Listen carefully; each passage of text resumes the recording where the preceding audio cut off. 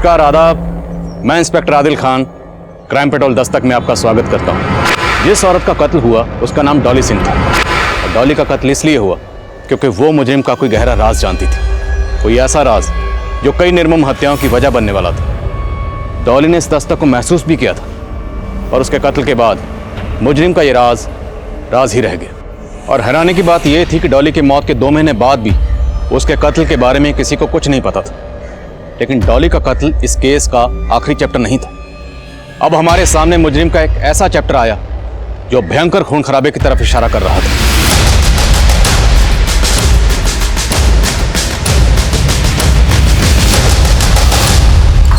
Sir, उस area से जुड़े जितने भी संदिग्ध थे उन सबको राउंड अप करना शुरू कर दिया है। जल्दी में इंफॉर्मेशन मिल जाएगी कि किसी ये सब। अभी एक कॉल आया मुझे। कॉलर से टिप मिली है कि अधिराज की जीवन शांति संस्था ने एक बहुत बड़े खून खराबे की प्लानिंग की है और हथियार एक घर में छिपाए गए हैं।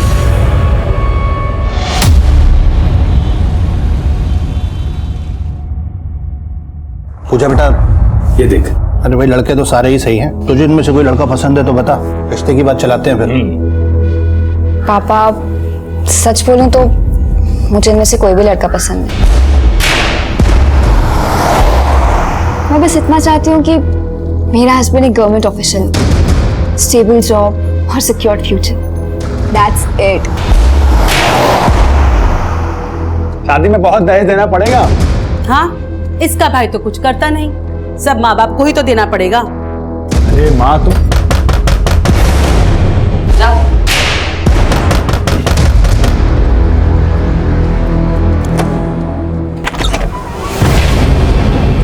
चेक करो सब्जेक्ट। सर, क्या हुआ? सर्च वारंट है हमारे पास। सर बताइए तो हुआ क्या है? Search warrant? Sir, search warrant? Sir लेकिन बताएंगे कि हुआ क्या? अरे अरे अरे अरे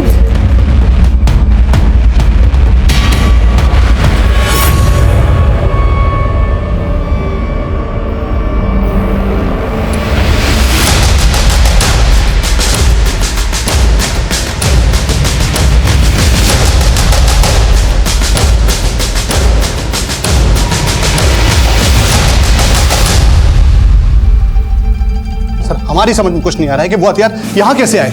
सर, हमें लगता है हमें कोई फंसाने की कोशिश कर रहा है। कोई दलील नहीं चलने वाली। तुम लोग इस अधिराज के लिए काम करते हो ना? अधिराज नहीं, स्वामी अधिराज कहिए। उनका इसमें कुछ भी लेना देना नहीं है। वो गुरु हैं हमारे। गुरु की शिष्य के घर में बंदूकें क्या कर रही हैं? बंदूकें घर में नहीं, घर के पीछे मिली है। कोई भी आके छुपा सकता है। ये हमारे गुरुजी और हमारे परिवार को बदनाम करने की चाल है किसी की। शहर की सुरक्षा का मामला ऐसे नहीं जाने दे सकती। देखें अरे कहाँ? हम लोगों ने कुछ नहीं किया। बराबर उनको। अरे ये सर, पक्का इस फैमिली पर अधिराज का राजयोग चल रहा है, पर वो तो क्लीन चिट लेकर बैठा हुआ है। क्या करें उसका? इनके बयान से वो भी हत्या चढ़ेगा। इनकी ऐसी कुंडली निकालो कि सफाई देने के लायक ही नहीं रहे। और उस कॉलर के बारे में पता करो जिसने हथियार की टिप दी थी। हो सकता है उससे अधिराज के बारे में कोई इन्फॉर्मेशन मिले। यदि आप अपने घरों के मक्खी मच्छरों पर अहिंसा का प्रयोग शुरू कर दें तो क्या हो? आप हिंसा से तो बच सकते हैं, परंतु बीमारियों से आपको कोई नहीं बचा सकता। ठीक उसी तरह एक स्वस्थ समाज के निर्माण के लिए उन विनाशकारी तत्वों का नाश करना परम आवश्यक है जो कि सिर्फ हमारी शांति को भंग करने के लिए उत्पन्न हुए हैं। बोलो स्वामी अधिराज की! स्वामी अधिराज की!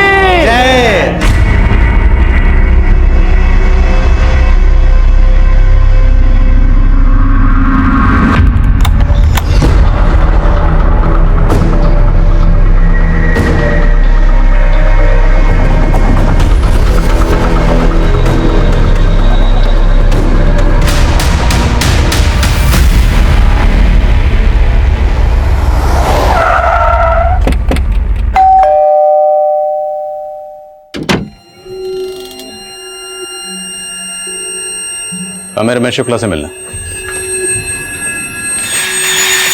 जी सर, बोलिए। मैं रमेश शुक्ला हूँ।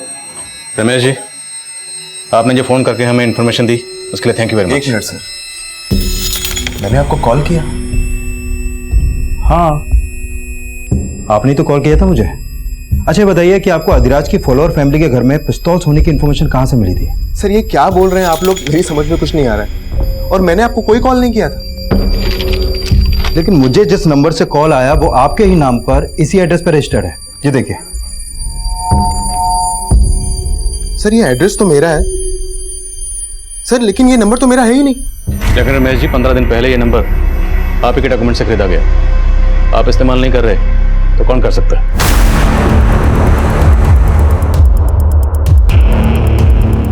आप मैं इनकी वाइफ कीर्ति शुक्ला। कीर्ति जी, आप जानते हैं इस नंबर के बारे में? नहीं सर, मुझे इस नंबर के बारे में कुछ नहीं पता। सर हो सकता है ये लोग अधिराज के डर से कुछ ना बोल रहे हो। यादव, ये नंबर 15 दिन पहले खरीदा गया। उसे सिर्फ एक कॉल किया गया और तुम्हें, उसके बाद से ये नंबर बंद है। मामला कुछ और है। तिवारी परिवार के खिलाफ कुछ मिला? सर मैंने चेक किया लेकिन अभी तक कुछ खास नहीं मिला है। और हाँ सर, तिवारी परिवार में वो माता जी निर्मला तिवारी, सिर्फ उनका ही अधिराज के आश्रम में आना जाना है और वो भी मोबाइल यूज नहीं करती हैं। तो घर के पिछले हिस्से में हथियार हैं, ये सिर्फ निर्मला देवी को पता होगा या पूरे परिवार को? या कहीं ऐसा तो नहीं कोई वाकई ने फंसाने की कोशिश कर रहे हैं? और ये रमेश और उसकी बीवी कुछ ठीक नहीं लग रहे। इनके बारे में पता करो, हो सकता है कुछ छुपा रहे हैं। सबूतों के अभाव में तिवारी परिवार को जमानत मिल गई, पर हमें लग रहा था कि तिवारी परिवार सिर्फ मोहरा था। असली गुनहगार अधिराज, जिस पर पहले भी हिंसा भड़काने के आरोप लग चुके थे, और अधिराज एक सफेद पोश मुजरिम था। इसलिए बिना किसी पुख्ता सबूत के हम उसके गिरेबान में हाथ नहीं डाल सकते थे। और मामला नेशनल सिक्योरिटी का था। हम इस केस की कड़ियां जोड़ ही रहे थे कि हमारे सामने एक मर्डर केस आया।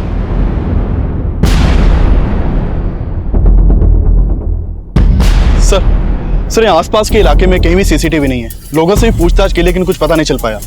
बॉडी को तालाब में फेंकने की कोशिश की गई होगी, लेकिन शायद ठीक से डंप नहीं कर पाए। ये देखो, कलाई पर टैटू है। आसपास के थानों में पता करो, हो सकता है किसी ऐसी औरत की मिसिंग कंप्लेंट फाइल की गई हो जिसमें इस टैटू का डिस्क्रिप्शन हो। Okay sir. Mishra sir body को पोस्टमार्टम के लिए भेजो। Okay sir. गन वाले केस का क्या हुआ? अधिराज से कब मिल सकते हैं? सर अधिराज के आदमी कुछ ठीक से बता नहीं रहे। हमेशा यही बोलते हैं कि स्वामी जी ध्यान में है। वो जानबूझ के हमें अवॉइड कर रहा है। ध्यान तोड़वाना पड़ेगा उसको।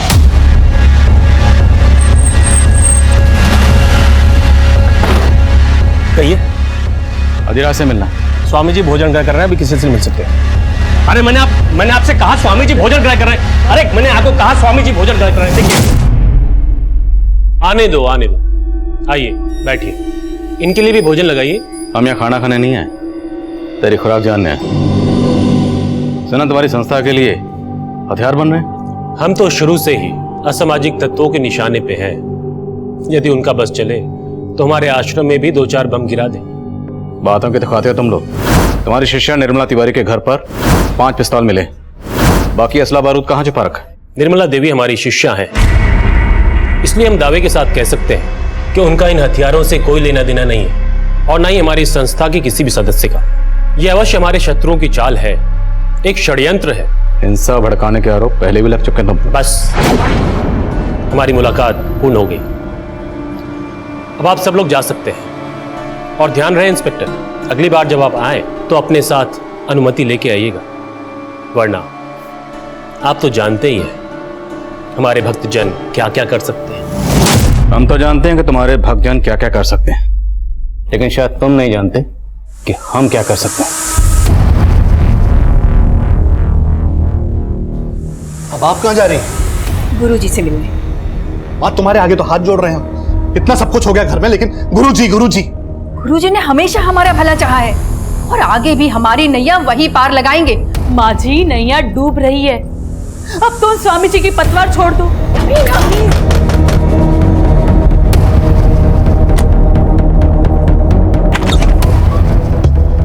पुलकित जोशी, इंटेलिजेंस डिपार्टमेंट से। इंटेलिजेंस? देखिए, मैं जानता हूं कि स्वामी अधिराज की वजह से आप लोग पुलिस के रडार पे हैं, लेकिन अगर आप लोग हमारे साथ थोड़ा कोऑपरेट करेंगे तो मैं आपको इस मुसीबत से बचा सकता हूं। सर, जिस औरत की लाश हमें तालाब के पास मिली थी, कानपुर के किसी भी थाने में उसकी मिसिंग कंप्लेंट फाइल नहीं हुई है। कानपुर के बाहर पता करो। Okay sir. सर मैंने रमेश शुक्ला और कीर्ति शुक्ला इन दोनों के कॉल रिकॉर्ड चेक किए। सर इस कीर्ति शुक्ला का निर्मला तिवारी के पोते सुदीप से अफेयर का इंडिकेशन मिला है। मतलब तिवारी परिवार और शुक्ला परिवार में कोई ना कोई कनेक्शन जरूर है। रमेश शुक्ला के नाम से जो सिम खरीदा गया उससे ये टिप मिलना कि तिवारी परिवार के घर में हथियार हैं। इसका स्वामी अधिराज या उसकी संस्था से कोई ना कोई ताल्लुक जरूर है, जो ये दोनों फैमिलीज हमसे छुपा रही हैं।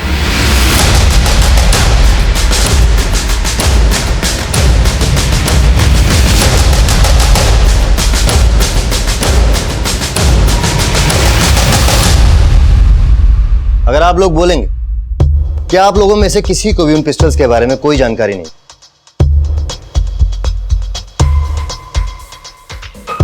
तो इस बात का विश्वास तो मैं भी नहीं करूं। लेकिन सर, हकीकत तो यही है कि हमारा उन हथियारों से कोई लेना देना नहीं है। रमेश शुक्ला और उसकी बीवी कीर्ति शुक्ला, उनका किससे लेना देना? देखिए, मैं अच्छी तरह जानता हूं कि आप लोग स्वामी अधिराज के राजदार हो, और यहां आने से पहले आप लोगों के बारे में मैंने सारी इंफॉर्मेशन इकट्ठा की। अगर आप लोग किसी भी पचड़े में नहीं पड़ना चाहते तो जैसा मैं कहता हूं वैसे कीजिए। जब भी इस तरह के केसेस सामने आते हैं तो स्टेट पुलिस के अलावा सेंट्रल एजेंसीज की भी उन पर नजर रहती है। आईडी सेंट्रल गवर्नमेंट के लिए काम करती है, जो कभी कभी स्टेट पुलिस को बाईपास करके अपनी इन्वेस्टिगेशन करती है, जिसकी भनक हमें भी नहीं होती। पुलकित जोशी और तिवारी परिवार की मुलाकात के बारे में हमें कुछ नहीं पता था। दरअसल उस वक्त इस केस में ऐसा बहुत कुछ हो रहा था जो हमारी नजरों के परे था।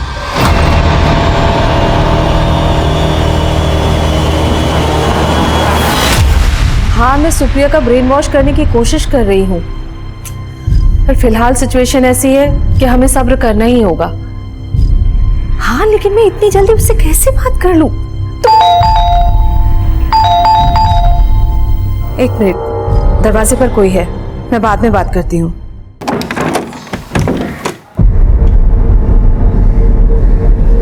कहाँ थी तू? सुप्रिया, कितनी देर से फोन लगा रही थी तुझे? फोन क्यों नहीं उठा रही थी मेरा? सुप्रिया, तुझे पता है ना कितनी फिक्र होती है तेरी मुझे। आपको मेरी फिक्र कब से होने लगी? आपका तो सारा टेंशन कहीं और ही है। सुप्रिया देख, प्लीज मुझे ना बच्चे की तरह बहलाना बंद कीजिए। आप जो कर रहे हो वो गलत है और मैं आपको बिल्कुल नहीं सपोर्ट करने वाली।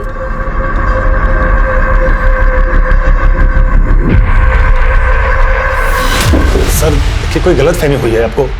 सर देखिए, हम मानते हैं कि कीर्ति से हमारी फोन पर बातचीत होती थी, लेकिन पहले हमको आइडिया नहीं था कि वो इस हद तक जा सकती है। अब तो हमको पक्का यकीन हो रहा है कि ये सब उसी की करतूत है। क्यों? ऐसा क्या था? कीर्ति ऐसा क्यों करेगी? सर, कीर्ति से हमारा कांटेक्ट एक सोशल नेटवर्किंग साइट पे हुआ था। वो अपनी लाइफ से बहुत ही डिप्रेस्ड थी। फिर तो हमारी बातचीत होती थी सिर्फ, लेकिन उसके बाद हम मिलने भी लगे थे। रमेश से शादी करना मेरी जिंदगी की सबसे बड़ी गलती थी सुदीप। वो बहुत डोमिनेटिंग है, आए दिन मुझ पे हाथ उठाता। मैं तो परेशान हो गई हूँ उससे। तुम मुझसे डिवोर्स दे दो। देखो, मैं तुमसे शादी करने के लिए तैयार हूँ, अगर तुम हाँ कहो तो। सर, मैंने सोचा भी नहीं था कि वो मेरा प्रपोजल ठुकरा देगी। उसका तो इंटेंशन सिर्फ फिजिकल रिलेशन बनाने में था, इसीलिए मैं उसको अवॉइड करना शुरू कर दिया। लेकिन उसे तो ये भी बर्दाश्त नहीं हुआ। सुदीप, तुम मुझे अवॉइड करके बहुत बड़ी गलती कर रहे हो। गलती तुम्हारे करीब आकर की थी मैंने, लेकिन अब सब खत्म हो चुका है। आइंदा मेरा रास्ता रोकने की कोशिश मत करना। तुमने मुझे समझ क्या रखा है सुदीप? अब देखो मैं तुम्हारा क्या करती हूँ। सर, जरूर उस कीर्ति नहीं हमारे घर में हथियार छुपवा करके ये पुलिस केस में हम सबको फंसा करके हमसे बदला लिया है। किसने क्या किया वो हम देख लेंगे। तुम ये बताओ, तुम्हारे और कीर्ति के अफेयर के बारे में कीर्ति के हस्बैंड को पता था? नहीं सर, मुझे कोई आइडिया नहीं है कि कीर्ति का किसी के साथ अफेयर था। तुम्हें तो ये भी आइडिया नहीं कि तुमने अपने ही नंबर से फोन करके मुझे टिप दी थी। सुदीप और उसकी फैमिली को फंसाकर अपना बदला लेना चाहते थे। सर, मैं आपको पहले भी बोल चुका हूँ कि मैं उस नंबर के बारे में कुछ नहीं जानता। और वो हथियार जो सुदीप के घर में छिपाए गए, उसके बारे में भी कुछ नहीं मालूम? नहीं सर, मेरा इन सब से कोई लेना देना नहीं है। तो फिर किसका लेना देना है? तुम्हारी बीवी का? नहीं सर, मुझे उस नंबर के बारे में कुछ नहीं पता। तुम्हारे पति के डॉक्यूमेंट्स तुम्हारे अलावा और किसके हाथ लग सकते हैं? अब या तो तुम कुछ छुपा रही हो या तुम्हारा पति। तुम्हारा पति जानता है ना तुम्हारे और सुदीप के अफेयर के बारे में? नहीं सर, रमेश को कुछ नहीं पता। और रही बात सुदीप की, तो वो भी कोई दूध का धुला नहीं है। वो मुझसे शादी सिर्फ इसलिए करना चाहता था क्योंकि उसकी पूरी नजर मेरी जायदाद पर थी। वो मुझसे शादी करके अपनी बहन के लिए दहेज का बंदोबस्त कर रहा था। सर, ये रमेश भी अपनी बीवी के लवर से बदला लेने के लिए उसको फंसवा सकता है। और ये भी हो सकता है कि कीर्ति वाकई में सुदीप के लिए ऑब्सेस्ड हो, पर सुदीप ने उसे घास नहीं डाली, इसलिए उसने बदला लेने के लिए सोचा। हो सकता है सुदीप ऑब्सेस्ड हो, कीर्ति ने उसकी इंटेंशन भाप ली हो और ये सुदीप कीर्ति को धमका रहा हो। स्वामी अधिराज की संस्था से हथियार जुटाना उसके लिए मुश्किल नहीं है। लेकिन सर अगर ऐसा है तो रमेश इस बात से इनकार क्यों करेगा कि उसकी आईडी से लिए गए नंबर से उसने फोन करके कोई टिप्पणी दी? तो मतलब कोई चौथा है जिसका गेम इन दोनों फैमिलीज को फंसाना है।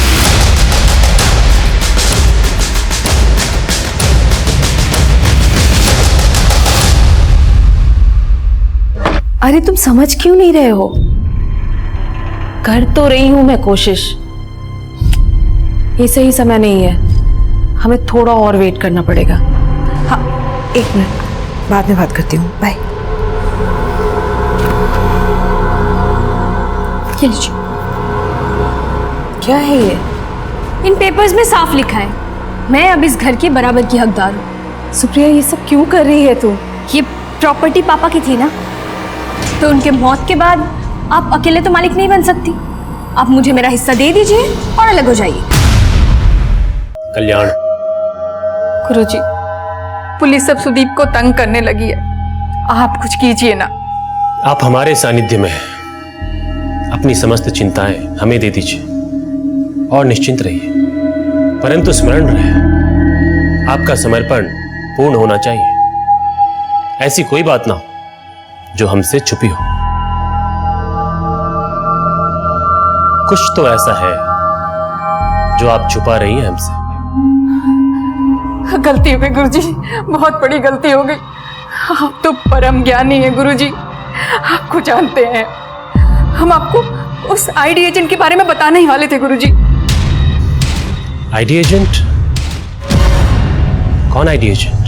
देखिए मैं जानता हूँ कि आपकी दादी अधिराज के खिलाफ नहीं जाएगी और ना ही आपके परिवार में से कोई इसके खिलाफ जाएगा, और उसका खामियाजा आप अच्छी तरह भुगत चुकी हैं। पर हम गलत नहीं है। मैं जानता हूँ, लेकिन अधिराज 100% गलत है। देखिए अभी तो उसका हथियारों का ही कनेक्शन आपके परिवार से मिला।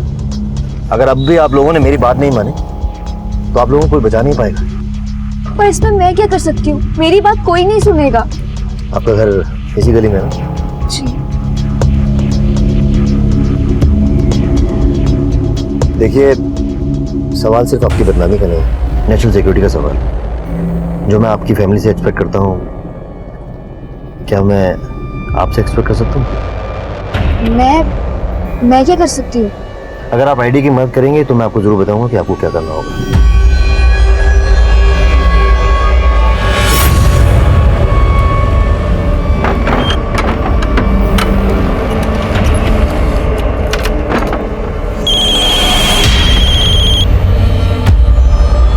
हेलो? नहीं, तुम यहाँ मत आओ, मैं ही आती हूँ।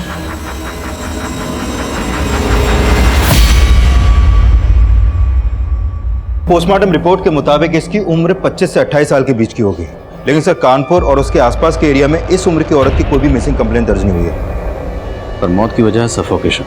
यस सर, और इस औरत की बॉडी पर कोई भी एक्सटर्नल इंजरी के साइन नहीं मिले हैं। और हाँ सर, एक बात और, इस रिपोर्ट के मुताबिक ये औरत 1 महीना प्रेग्नेंट थी। प्रेग्नेंट? तो हो सकता है इस औरत की मौत के पीछे इसके पति या किसी जान पहचान वाले का हाथ, इसलिए इसकी मिसिंग कंप्लेंट फाइल नहीं की गई। पॉसिबल है सर। अब इसके हाथ पर ये जो टैटू है यही इसकी शिनाख्त का जरिया बनेगा। देखते हैं।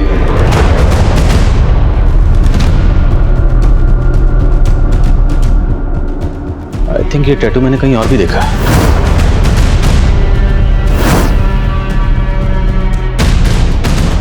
यस, कीर्ति शुक्ला की कलाई पर बिल्कुल ऐसे टैटू है।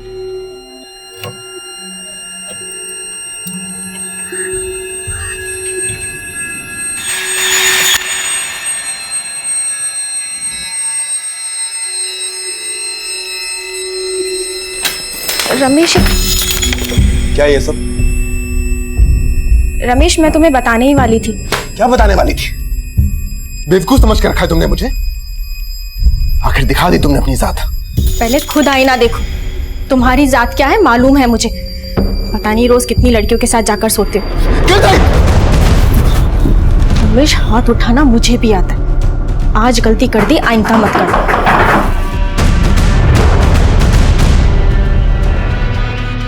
दरअसल ये लाश हमें एक तालाब के पास मिली। आप पहचानती हैं इसे? नहीं सर। इसे जानते हो सकता है तुमने इस लड़की को अपनी वाइफ कीर्ति के साथ कभी देखा हो। नहीं सर, मैंने इसे कभी नहीं देखा। पर आप ये सब मुझसे क्यों पूछ रहे हैं? क्योंकि इस औरत की कलाई पर बिल्कुल वैसे ही टैटू है जैसा आपकी कलाई पर। हाथ दिखाई।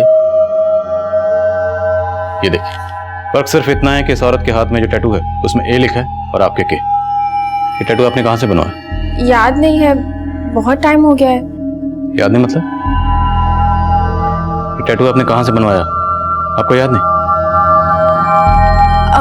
हाँ सर, याद आया, गुलमोहर मार्केट से। गुलमोहर मार्केट में कहां से? शायद परम गैलरी। पता करो, शायद इस औरत ने भी वहीं से टैटू बनवाया हो जहां से कीर्ति ने बनवाया। और इस कीर्ति के कॉल रिकॉर्ड्स एक बार फिर से स्टडी करो। हो सकता है कीर्ति इस औरत को जानती हो और हमसे छुपा रही। Okay sir.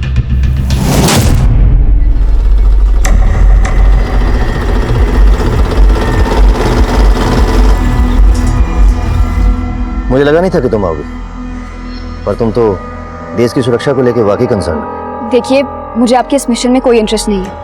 मैं आपसे सिर्फ इसलिए मिल रही हूँ क्योंकि मुझे अपनी फैमिली को इस सबसे बचाना है। लेट्स सी हमें कितनी सक्सेस मिलते। पर मुझे करना क्या होगा?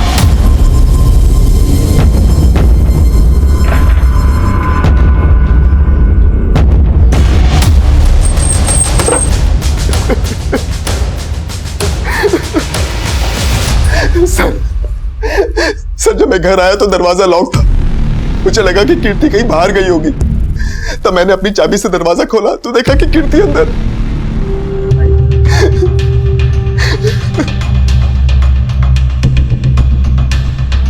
गोली आर पार हो गई, पॉइंट ब्लैंक रेंज से शूट किया गया। तेरे लॉक तो एकदम ठीक है। मतलब घर में फोर्स्ड एंट्री का कोई निशान नहीं, लेकिन रमेश कह रहा था जब वो बाहर से आया तो ये लॉक बंद था। सर, रमेश ने बताया कि ये चाबी कीर्ति की है जो घर से मिली, और ये चाबी रमेश की। कहीं रमेश दो चाबियों की कहानी तो नहीं बना रहा? नहीं सर, मैं झूठ नहीं बोल रहा। तो तुम्हारे और कीर्ति के अलावा ऐसा कौन हो सकता है जिसके पास तुम्हारे घर की चाबी होगी? क्योंकि घर में कोई जबरदस्ती नहीं घुसा, बाकायदा ताला खोल के घुसा। सर आपको तो पता ही है कि कीर्ति का सुदीप के साथ। सर हो सकता है कि कीर्ति ने शायद सुदीप को घर की दूसरी चाबी दे रखी हो। सर जाहिर है कि ये सुदीप पे शक जताएगा, और घर के आसपास कोई सीसीटीवी भी नहीं है।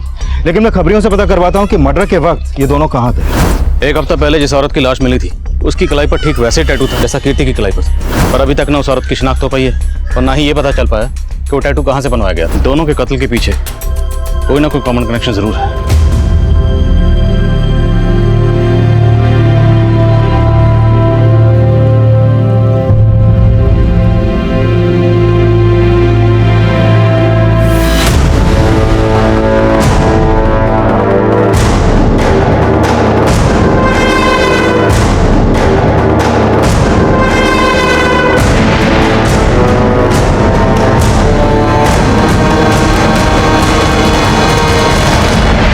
सर मैंने 200 से ज्यादा फैमिलीज की लिस्ट बनाई है जो स्वामी अधिराज को काफी मानती है। सब पर नजर रखो, किसी पर भी जरा सा शक हो तो उठा लो। Okay sir. सर, कीर्ति की बॉडी में जो बुलेट मिली थी उसकी बैलिस्टिक रिपोर्ट आ गई है। जिस पिस्तौल से कीर्ति को मारा गया वो उसी तरह की पिस्तौल थी जो तिवारी परिवार के घर से मिली। हमें क्या लेना देना उस औरत से? अरे ऐसी औरत का तो मर जाना ही अच्छा था। हाँ, लेकिन अब कीर्ति की मौत के बाद पुलिस फिर से हमारा जीना आराम कर देगी, उसका क्या? हमारा जीना क्यों हराम करेगी? आखिर हमने क्या किया है? हेलो, तुम्हारे भाई को पुलिस ने अरेस्ट कर लिया ना, लेकिन तुम तो कह रही थी कि तुम्हारी पूरी फैमिली इनोसेंट है। ये आप क्या कह रहे हैं सर? मेरा भाई घर पे ही है, अरेस्ट नहीं हुआ है।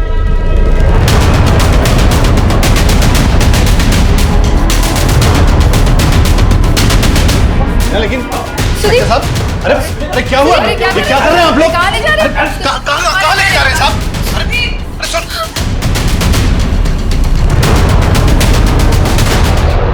सर देखिए, कोई गलत फहमी हुई है सर। हम शरीफ लोग हैं सर। आप बिना वजह उठा के लाए सर। देखिए कीर्ति की मौत उसी तरह के पिस्तौल से हुई है जो तुम्हारे घर से बरामद हुई। उसको तुमने नहीं मारा तो किसने मारा? सर मुझे क्या पता होगा उसको किसने मारा है। आप लोग मुझे इस तरह से परेशान नहीं कर सकते। तेरी परेशानियां और बढ़ेंगी अगर सच नहीं बोलेगा। बोलो, वो बंदूकें तुझे स्वामी के लोगों ने दी थी? सर हम आपको पहले ही बता चुके हैं कि उन बंदूकों से मैं क्या, मेरा पूरा परिवार अनजान था सर। गुरुजी, हमारे पोते सुदीप को बचा लीजिए गुरुजी, हम तो कुछ भी कर सकते हैं।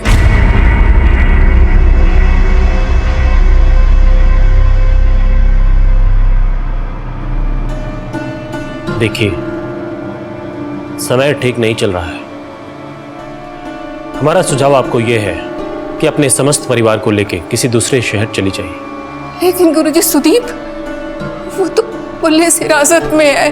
उसको बाद में देख लेंगे, समय आने पर उसका उचित समाधान निकालेंगे हम। परंतु इस समय आप बाकी परिवार वालों को लेकर दूसरे शहर चली जाइए। जी जी गुरुजी। कीर्ति की बॉडी का पोस्टमार्टम करने वाले डॉक्टर का कॉल आया था। उनका कहना है कि कीर्ति भी 1 महीना प्रेग्नेंट थी, ठीक इस औरत की तरह। और सर, इन दोनों औरतों के हाथ में एक ही पैटर्न का टैटू। सर, आपका अंदाजा बिल्कुल सही था, इन दोनों मर्डर्स का लिंक कॉमन है।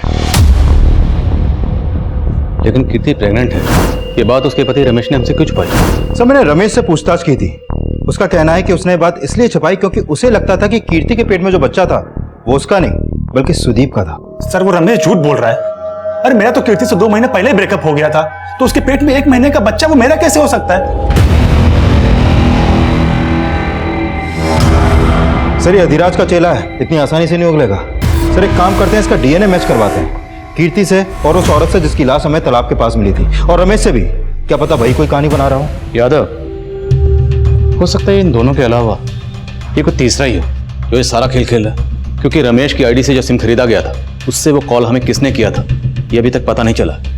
अब ये अधिराज का दुश्मन है, सुदीप का या रमेश का, ये भी क्लियर नहीं है। पर ये कॉलर जो भी है उसका कीर्ति से और उस औरत से जिसकी लाश हमें तालाब के पास मिली, उन दोनों से कोई कनेक्शन जरूर है जो फिलहाल हमें नजर नहीं आ रहा।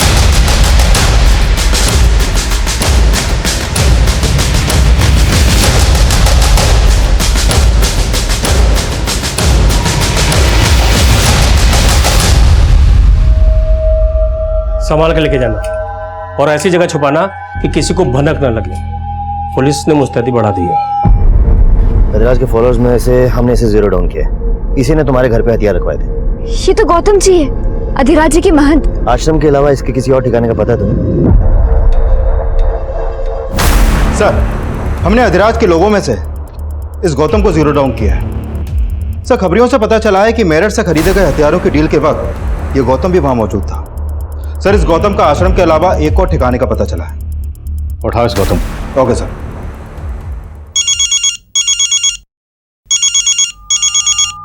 हाँ पांडे,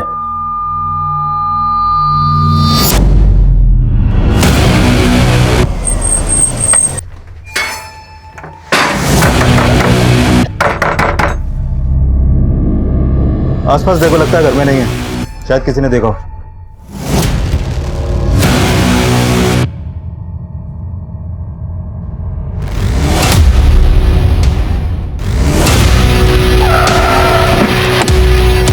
सर, इनका एक पड़ोसी इनसे मिलने आया था।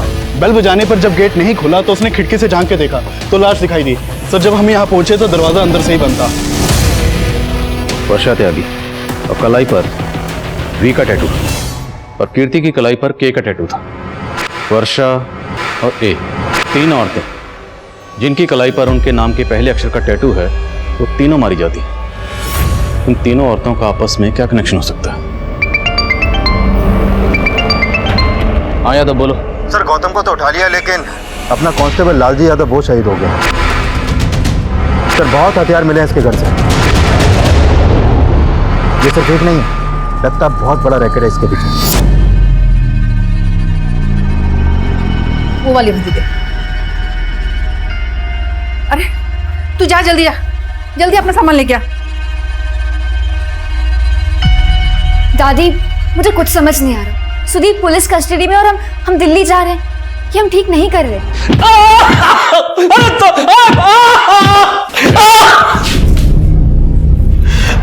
अब बोलेगा? बोल, किसने मारा?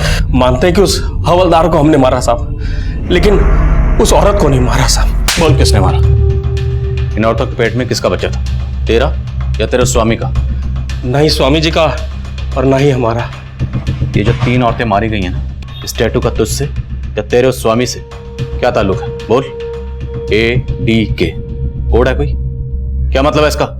हमें नहीं मालूम ये क्या है, और इन औरतों से हमारा कोई संबंध नहीं है, और हमने इन्हें नहीं मारा है सर।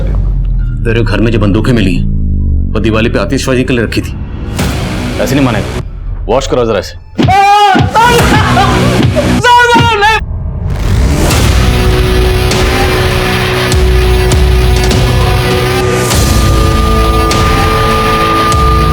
तेरे गौतम बहुत मोटी चमड़ी का है, बहुत तोड़ा फिर भी कुछ नहीं उगल रहा है।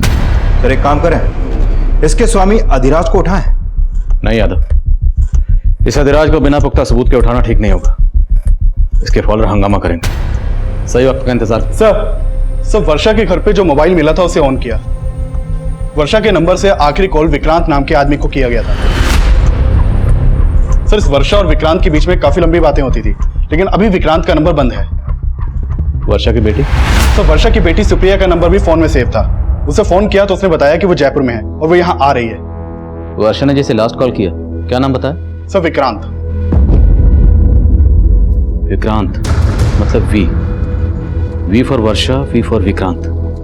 और वर्षा की कलाई में जो टैटू था उसमें वी लिखा था। आपका मतलब इन टैटू वाली औरतों की कलाई पे लिखा ये अल्फाबेट इनके नाम से नहीं बल्कि इनसे जुड़े दूसरे लोगों के हैं, जिनके नाम भी इन्हीं के नाम के पहले अक्षर से शुरू होते हैं। यादव कहानी कुछ भी हो सकती है। इस कीर्ति के फोन में जितने भी नाम के से सेव्ड है सबकी लिस्ट बनाओ, सबके बारे में पता करो, और ये भी पता करो कि ये विक्रांत का फोन कौन से एड्रेस पर रजिस्टर्ड है। सर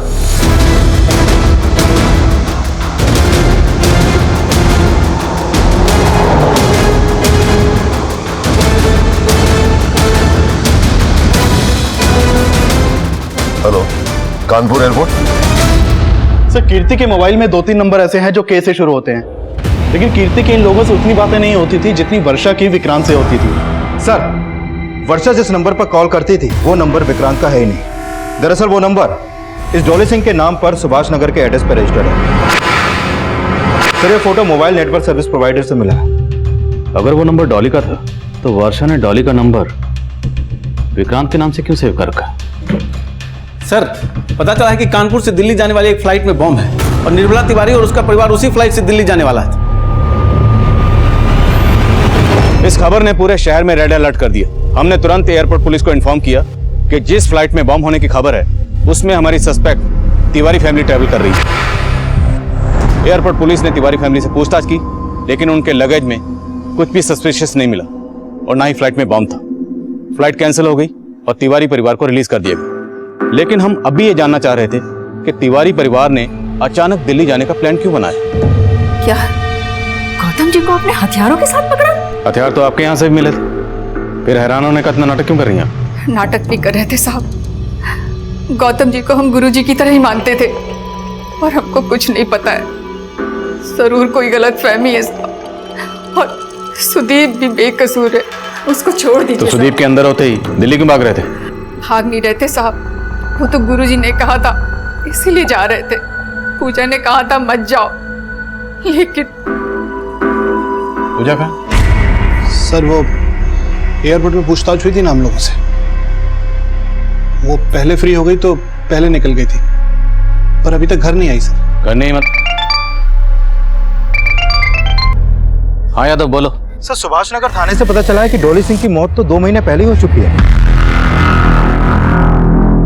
सर 2 महीने पहले डॉली की लाश उसके घर के बाथटब में ही मिली थी और इसकी कलाई पर भी सेम इसी पैटर्न का टैटू था। डॉली सिंह और कलाई पे डी का टैटू। इसकी जिंदगी में डी वाला कोई है? इसका पति दीपक। और सर डॉली के इस केस को सुभाष नगर पुलिस मर्डर मान के इन्वेस्टिगेट कर रही थी और उस वक्त उन्हें बाथटब के पास शराब भी मिली थी और डॉली के पति ने ही डॉली की मौत की खबर पुलिस को दी थी। और सर डॉली के पति का कहना था कि डॉली को बाथटब में बैठकर शराब पीने की आदत थी, फिर उसकी बॉडी में अल्कोहल भी पाया गया था, इसलिए इस केस को एक्सीडेंटल मानकर बंद कर दिया गया। इस डॉली का पति दीपक वो इस वक्त कहाँ? सर वो डॉली के मौत के बाद ही डॉली का फ्लैट बेचकर कहीं चला गया। तो हो सकता है डॉली का दीपक जो है वही वर्षा का विक्रांत बनकर वर्षा से बात कर रहा, डॉली के नंबर से। इस दीपक की फोटो है? हाँ सर, नेक्स्ट पेज पर ही है।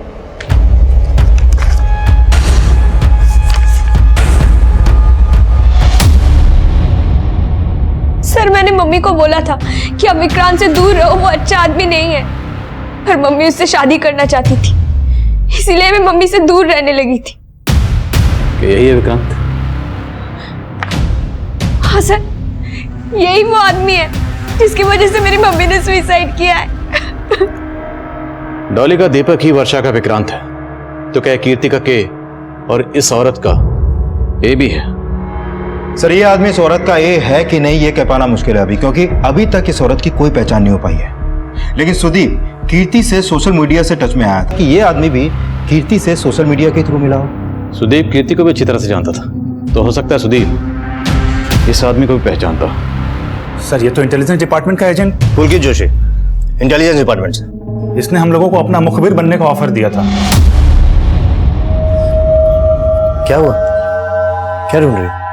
वो मेरा फोन नहीं मिल रहा है, शायद आपकी गाड़ी में रह गया होगा। हो, एक्चुअली कार तो मैंने सर्विसिंग के लिए भेज दी, पर यू डोंट वरी, जैसी कार आएगी तुम्हारा फोन भी मिल जाएगा। ये आपके हाथ में टैटू मशीन है ना? एक्चुअली टैटू बनाना मेरी हॉबी है। क्या मैं तुम्हारे हाथ पे टैटू बना सकता हूँ? सर पूजा अभी तक घर नहीं पहुंची और उसका फोन भी बंद आ रहा है। मतलब ये पुलकित अब पूजा का पी बन के है, उसका अगला टारगेट पूजा है। यादव, पूजा की लोकेशन ट्रैक करो, पता करो कि उसका फोन कहां स्विच ऑफ हुआ। हमें पूजा को बचाना है। Okay sir. अच्छा है ना पी? जानती मैं तुम्हारे हाथ पे पी का टैटू क्यों बना रहा हूं?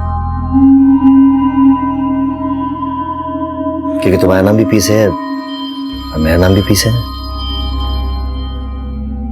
ठीक है, कुछ भी पता चले तुरंत फोन करो। सर पूजा का फोन अभी लक्ष्मी नगर में बंद हुआ है और जिस नंबर पे उसने लास्ट कॉल की थी वो भी अभी लक्ष्मी नगर में एक्टिव है। सर वो नंबर अदिति बिष्ट के नाम पे रजिस्टर्ड है और ये वही औरत है जिसकी लाश हमें तालाब के पास मिली थी।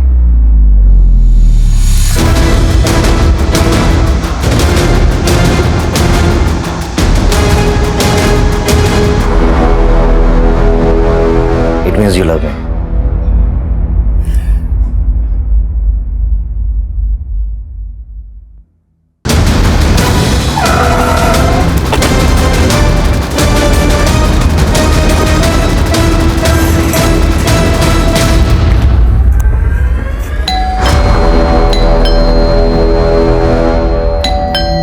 एक सेकंड।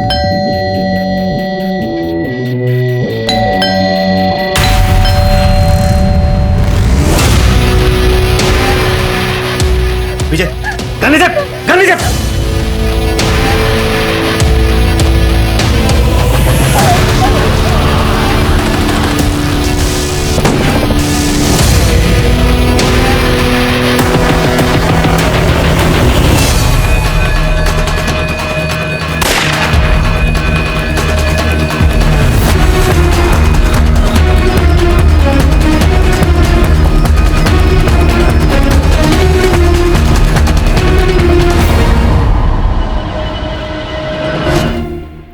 डॉली, अदिति, कीर्ति, वर्षा और अब पूजा। और कितनी लड़कियों की जिंदगी बर्बाद की तूने?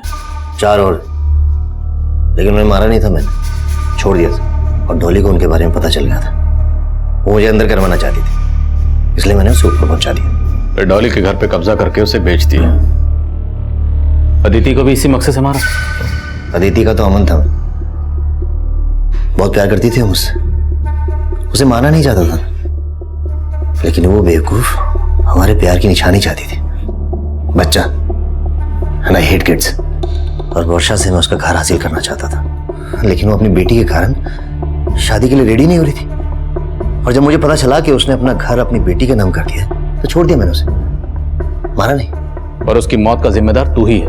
तेरी वजह से डिप्रेशन में गई और उसने सुसाइड कर लिया। कीर्ति की जिंदगी में कैसे दाखिल हुआ? उससे मैंने सोशल मीडिया पे दोस्ती की, कमल बन के, और वो मेरे प्यार में से एंटी हो गई। और उसने मुझे सुदीप के बारे में सब कुछ बता दिया और पूजा के बारे में भी, जिसकी शादी की दहेज के लिए सुदीप कीर्ति को फंसा रहा था।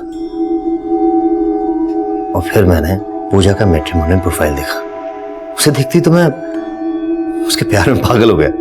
पूजा की विश थी कि वो किसी गवर्नमेंट ऑफिशियल से शादी करे, और पता चला कि उसकी दादी अधिराज की परम भक्त है। फिर मैंने एक प्लान बनाया पूजा की जिंदगी में दाखिल होने का। कीर्ति के घर से रमेश के कुछ डॉक्यूमेंट चोरी किए और एक नया नंबर लिया, और पूजा के घर में वो हथियार छुपा दिए। अधिराज आप लोगों के रडार पे पहले से ही था, इसलिए मैंने आप लोगों को जानबूझकर उसकी टिप दी। हेलो पुलिस स्टेशन, मैं आपको कुछ हथियारों के बारे में बताना चाहता हूँ। और पूजा का परिवार फंस गया, और मौका मिलते ही मैं उनके परिवार से इंटेलिजेंस डिपार्टमेंट का एजेंट बनके मिला। पुलकित जोशी, इंटेलिजेंस डिपार्टमेंट से। मेरा मकसद सिर्फ पूजा को इंप्रेस करना था, लेकिन इसी बीच आपने कीर्ति को अदिति की फोटो दिखा दी और उसे मुझ पे शक हो गया। मुझे उसे मारना पड़ा। फ्लाइट में बम होने की खबर तूने दी थी ना? हाँ, तो क्या गलत किया मैंने? वो मुझे छोड़कर अपने परिवार के साथ दिल्ली जा रही थी। कानपुर एयरपोर्ट, कानपुर से दिल्ली जाने वाली फ्लाइट ARD 457 में बम। हाँ, पूजा का अंजाम भी वही होता जो बाकियों का हुआ। ये तो किस्मत अच्छी थी उसकी, बच गई। अब सलाखों के पीछे जाएगा ना तो जिंदगी के लिए तरसेगा, और एंड में तुझे मिलेगी फांसी।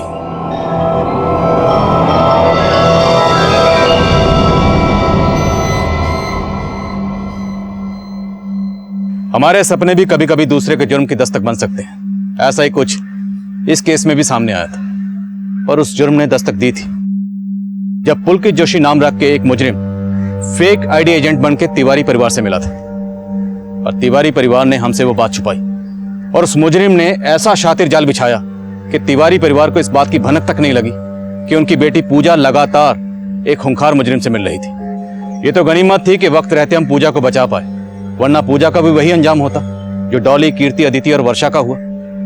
लेकिन स्वामी अधिराज और उनकी संस्था का इन जुर्मों से कोई ताल्लुक नहीं था।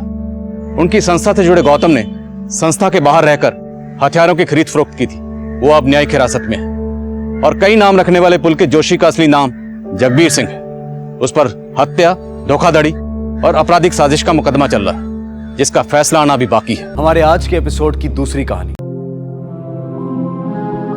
शिप्रा जल्दी करो, 9:30 बज गए हैं। ऑलरेडी लेट हैं हम लोग। बस 1 मिनट, आ गई। बेटा दरवाजा अच्छे से बंद कर लेना और अपना ध्यान रखना। अरे वो बच्ची नहीं है, अपना ध्यान रख लेगी। तुम बैठो। CCTV तो ठीक करवाते नहीं और बोल रहे हो बच्ची है। करवा दूंगा, चलो बैठो। अरे मुझे बोल रहा है, उसको तो बुलाओ। वो क्या कर रहा है? अच्छा बैठो। आरव क्या कर रहे हैं? अंदर बैठो, गाड़ी चलाओ। जी पापा। प्रिथा बेटा चलना। नहीं पापा, आप लोग जाकर आइए। अरे बेटा तेरा टेस्ट का स्ट्रेस निकल जाएगा, बहुत मजा आएगा। चल। नहीं नहीं, आप लोग जाकर आइए। ध्यान रखना अपना। Take care, bye bye.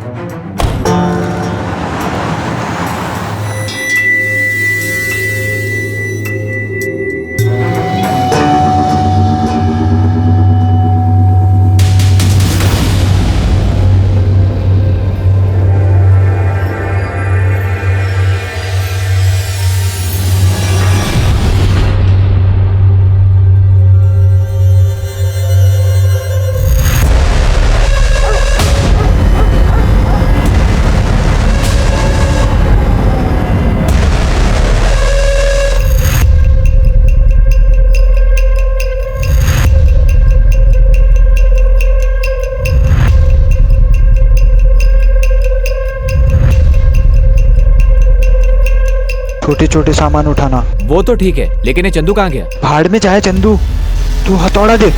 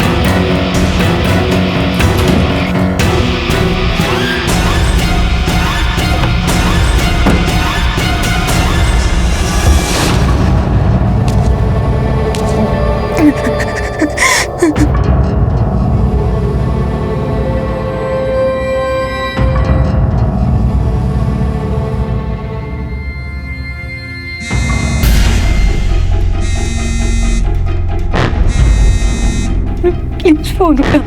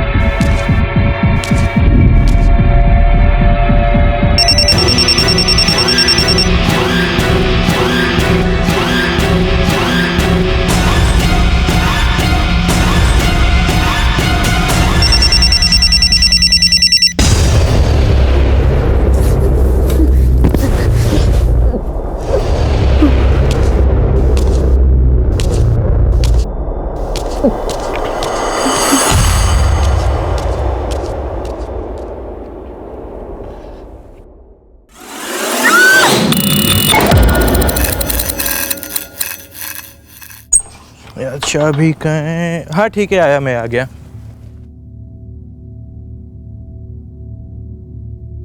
घर, जहां हम खुद को सबसे ज्यादा सुरक्षित महसूस करते हैं, लेकिन कई बार हम उस घर की सुरक्षा को ही नजरअंदाज कर देते हैं और यही क्राइम की सबसे पहली दस्तक होती है। नमस्कार, मैं हूं सीनियर इंस्पेक्टर प्रशांत कौशिक और फिर से आपका स्वागत है क्राइम पेट्रोल दस्तक में। प्रथा एक संपन्न परिवार की लड़की थी। उसके घर में सीसीटीवी कैमरे भी लगे थे, लेकिन सभी खराब पड़े थे। मैं मानता हूं कि सारे सुरक्षा उपायों के बाद भी अपराध होते हैं, लेकिन उनकी वजह से कम अपराधियों में डर तो बना रहता है। हेलो, आप कहां पर है, ये एड्रेस बताइए। ठीक है मंजीत, जल्दी से गाड़ी निकाल।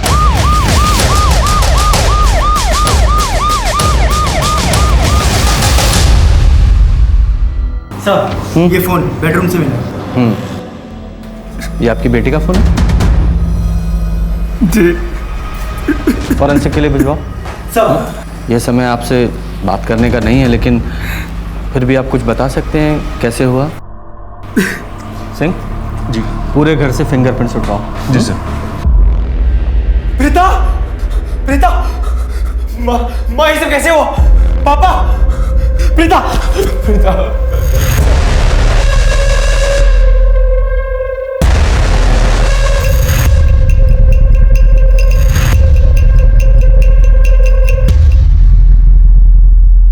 आज सही माल मिला ना, बिना उस चंदू के। हाँ था फिर? हाँ कुछ नहीं, वो मेरी माँ का कॉल आ गया था। क्यों, क्या हुआ? वो सब छोड़ो, मैं क्या बोलता हूँ, कुछ दिनों के लिए सब बंद करते हैं और ये हिस्सा बांट के चले जाते हैं। क्यों बंद करते हैं? और ये हिस्सा कहाँ से हुआ तेरा? मतलब ये जगह तुम लोग को मैंने बताई है। तो जगह बताई तो क्या हुआ? तो क्या हुआ? नहीं तो क्या हुआ? नहीं मिलेगा तुझे हिस्सा, रुक जा। नहीं मिलेगा।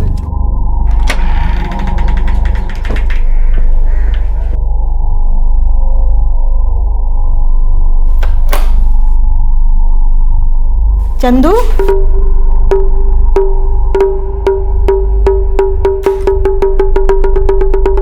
कहाँ गया था इतनी रात को तू?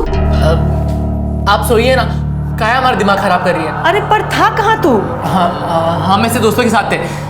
आप सोइए जाके।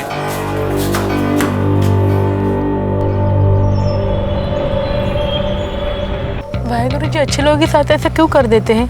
प्रीता ने किसी का क्या बिगाड़ा था? सबसे मिलजुल कर रहती थी, कुछ ज्यादा ही मिलजुल के रहती थी, खासकर लड़कों से। मैंने तो कितनी बार देखा लड़की छोटे छोटे कपड़े पहन कर जाती थी।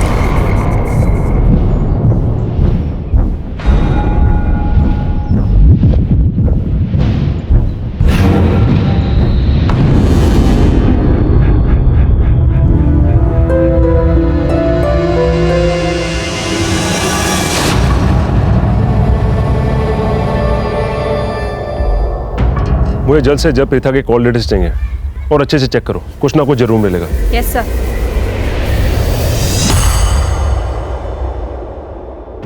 आप लोगों ने कोई अनयूजुअल बात नोटिस की जब आप लोग शादी में जा रहे थे?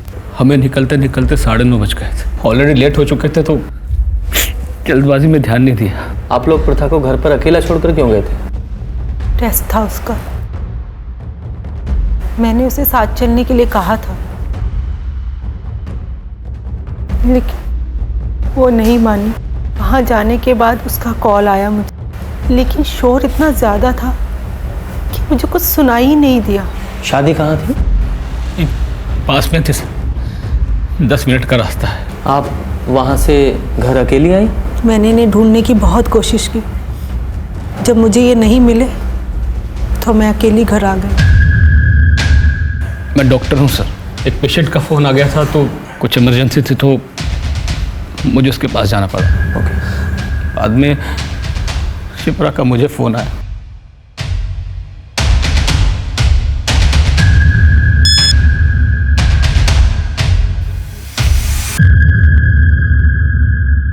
और तुम? सर मैं तो अपने फ्रेंड्स के साथ था, हम लोग ड्रिंक कर रहे थे। मुझे नहीं पता था मेरी बहन के साथ इतना सब कुछ हो जाएगा। सर सीसीटीवी खराब है इस घर का। ये इतने गैर जिम्मेदार लोग कैसे हो सकते हैं? किसी भी दरवाजे पे फोर्स एंट्री के निशान है नहीं। चारों तरफ तो वायरिंग है, तुम एंटर कहां से किए होंगे?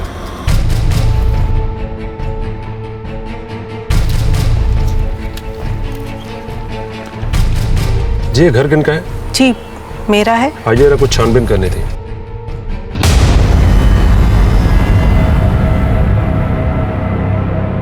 हो सकता है कि कोई चोरी के इरादे से घर में घुसा हो और फिर उसने प्रथा के साथ, या फिर कोई आपके जानने वाला ऐसा आदमी जिसे आपकी कोई दुश्मनी हो, या कोई ऐसा आदमी जो प्रथा को जानता हो, या जिसको प्रथा में कोई स्पेशल इंटरेस्ट हो। सबसे अच्छे से बात करते थे, बहुत फ्रेंडली थी, बहुत से फ्रेंड भी थे उसके। Mostly boys. आई मीन वो बहुत ही फ्रेंडली और सोशल टाइप की लड़की थी। किसी पर भी ट्रस्ट कर लेती थी, बहुत जल्दी दोस्त बना लेती थी। उसका किसी के साथ ऐसा कुछ इशू होता तो हमें तो पता होता ना, है ना?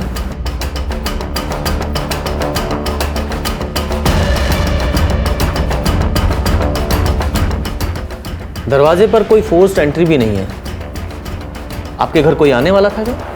नहीं सर, कोई आने वाला नहीं था। इनफैक्ट हम लोग शादी में जाने वाले थे। हम थोड़े ना रात रात भर जाग कर देखते हैं कि कौन आता है कौन जाता है। ये अपने सामने वाली स्ट्रीट लाइट जलती तो है, सबको साफ साफ दिखाई देता है, फिर भी आपने कुछ नहीं देखा। अरे सर, नाम की लाइट है, अपने मूड पर ऑन ऑफ होती है। इतना नर्वस क्यों? प्रीता के साथ दोस्ती थी तुम्हारी? तुम एक ही एज ग्रुप के लगते हो। ना जी, 1 साल छोटा है मेरा रोहन और कॉलेज में जूनियर है। और वैसे भी सर, मेरा बेटा ऐसी वैसी लड़कियों से दोस्ती नहीं करता। तुमने प्रीता को किसी दोस्त या किसी के साथ आते जाते देखा? ना जी सर, मेरा बेटा कोई ताका जाकी नहीं करता। और वैसे भी सर, हमारा तो अर्ली टू सोना और अर्ली टू जागना। हम तो 10 बजे ही सो जाते हैं सर जी। हमने कुछ नहीं देखा। अगर ऐसा है तो ये घबराया हुआ क्यों? सर घबराएगा क्यों नहीं? पास ही में मर्डर हुआ है, यहाँ मेरी हालत खराब हुई पड़ी है। अरे चंदू, स्कूल को देर हो रही है। अरे पड़ोस में गुड़िया को भी छोड़ना है, जल्दी कर बेटा। चंदू, चंदू, अरे क्या हुआ? ऐसे काहे बैठे हो? कुछ नहीं हुआ हमको, ठीक है हम। ठीक हो तो तैयार काहे नहीं हुए? चलो। हमें कहीं नहीं जा रहा, अब जाइए। ये क्या है? तो बहुत महंगा लग रहा है। आपको समझ नहीं आता? तब से कह रहे हैं ना, हम परेशान मत कीजिए हमें, आपकी इन्हीं हरकतों की वजह से। पापा आज घर छोड़ के चले गए, हम भी चले तो चैन मिल जाएगा आपको। चले जाए यहां से।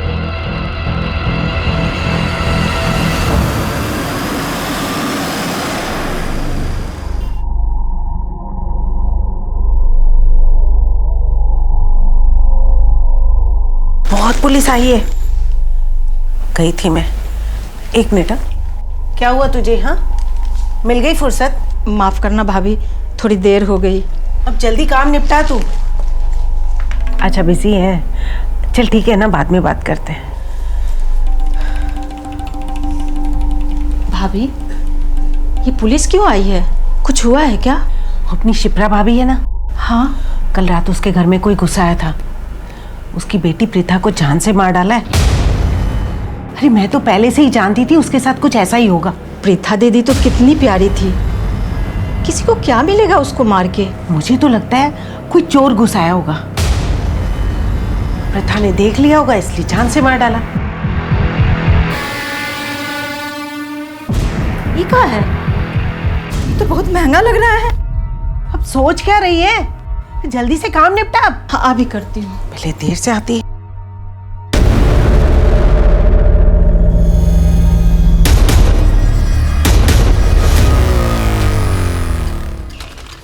अच्छा सुनो, कल रात इस घर के आसपास किसी को देखा? नहीं साहब, मैं तो 10 बजे दुकान बंद करके चले जाता हूँ, तब तक मेरे ख्याल से नहीं साहब कोई नहीं आया था। लड़के लोग आते रहते थे, वो लड़की थोड़ी उसके लड़के लोग से ज़्यादा दोस्ती रहती थी। हाँ साहब, कल शाम में उसका एक कॉलेज का दोस्त यही था। वो अंदर जाते मैंने उसको देखा नहीं था, लेकिन यह था सिगरेट मांगा, लेकिन थोड़ा परेशान लग रहा था, ऐसा लग रहा था किसी का इंतज़ार कर रहा है। तो तुम्हें कैसे पता कि वो प्रीथा का दोस्त ही था? साहब दोनों को साथ में कई बार देखा इसलिए। अच्छा, कुछ याद आए तो पुलिस स्टेशन आ जाना।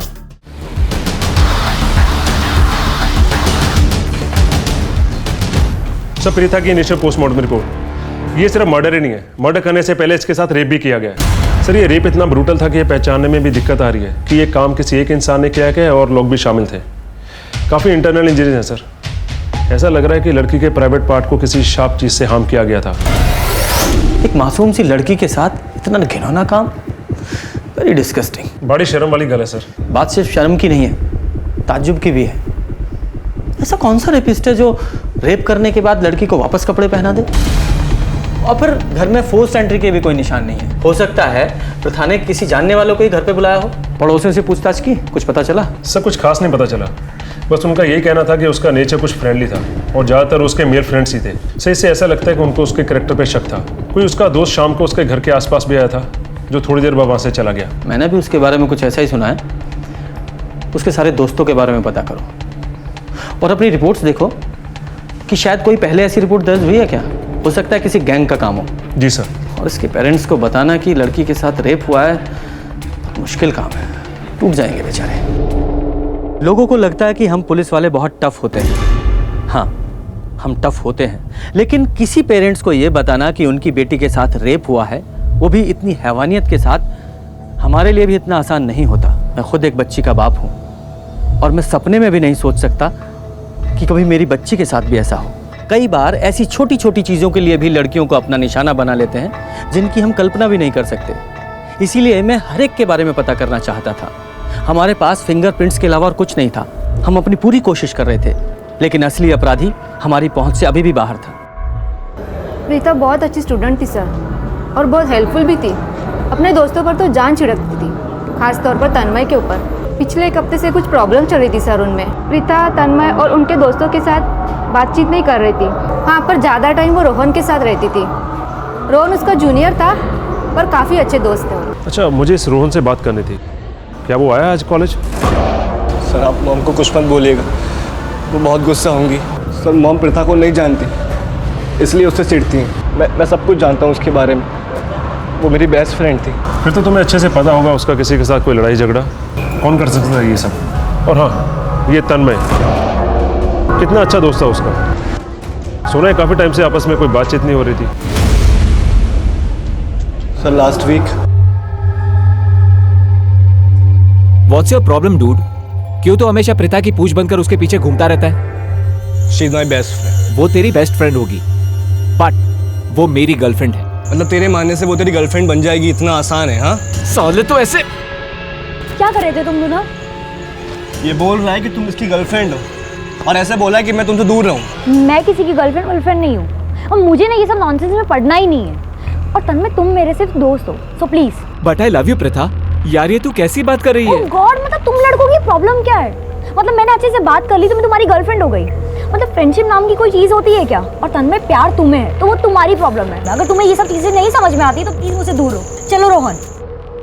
प्रीथा, समय बहुमूल्य है, सो इसलिए झूठ बोल के अपना और हमारा समय मत बर्बाद करना। हमें अच्छे से मालूम है कि तुम्हारा और प्रीथा के बीच कोई अनबन हुई थी, और हम ये भी अच्छे से जानते हैं जिस दिन प्रीथा का मर्डर हुआ था तुम उसके घर के आसपास ही थे। तुम काफी गुस्से में थे, तुमने प्रीथा को मनाने की कोशिश की, प्रीथा नहीं मानी तो तुमने प्रीथा को मार दिया। नहीं सर, ऐसा नहीं है। मैं उससे माफी मांगने गया था, लेकिन मेरी हिम्मत नहीं हुई। मैं उसके गेट के बाहर खड़ा रहा और सोचता रहा। सर, वो मुझे अपना दोस्त मानती थी, लेकिन मैं उसे कुछ और ही समझ बैठा था। मैंने सोचा कि मैं जाऊं या ना जाऊं, लेकिन मेरी हिम्मत नहीं हुई। फिर उसके बाद मैं अपने घर आ गया था। तुम्हारी इस झूठी कहानी में कोई मजा नहीं आया। सर, मैं सही कह रहा हूँ। मैं उस रोहन की तरह झूठा नहीं हूँ। सर, यहाँ पर सब जानते हैं कि वो प्रथा के पीछे पागल था और उसके सामने जस्ट अ फ्रेंड वाला ड्रामा करता था। आप किसी से भी पूछेंगे, सब आपको यही बोलेंगे। हम नहीं आएंगे। तुम लोग को मरना है तो जाओ मरो। हम लोग ने तुमसे पहले ही कह दिया था कि चोरी वोरी कुछ दिन के लिए बंद करो। चंदू, तुमको पता है वो विद्युत साहब है ना, उनकी बेटी प्रिथा, किसी ने उसे मार डाला। पुलिस कह रही है किसी गैंग का काम है। कोई चोरी वोरी करने गया था, उसी ने मार डाला। अरे ये क्या हुआ? चंदू, मेरी बात सुन, कहीं तुम ये सब तो नहीं किए ना? उस दिन हम बताए थे तुमको कि विद्युत साहब अपने परिवार के साथ शादी में जाने वाले हैं और हमको रात में आने के लिए मना किए थे। ये बात सिर्फ तुमको बताए थे। सच सच बताना बेटा, कहीं तुम तो चोरी करने नहीं गए थे ना? माँ, आपका दिमाग खराब हो गया क्या? उस मनहूस दोस्तों के साथ अब कि तुम आफत में पड़े ना, तो हमरे पास रोते हुए मत आना। सर, प्रिथा के कॉल और मैसेज डिटेल्स। सर, ये देखिए सर।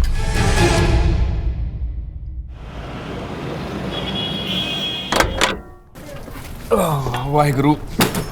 अरे यार, वहाँ का वेदर कितना अच्छा था ना यार। हाँ, बाय गॉड, मजा आ गया। बिल्कुल सही बोला तूने। बीवी हमेशा सही कहती हैं। चलो मैं चेंज करके आ रही चल हूँ। ठीक है, चाय बना लेना। हाँ।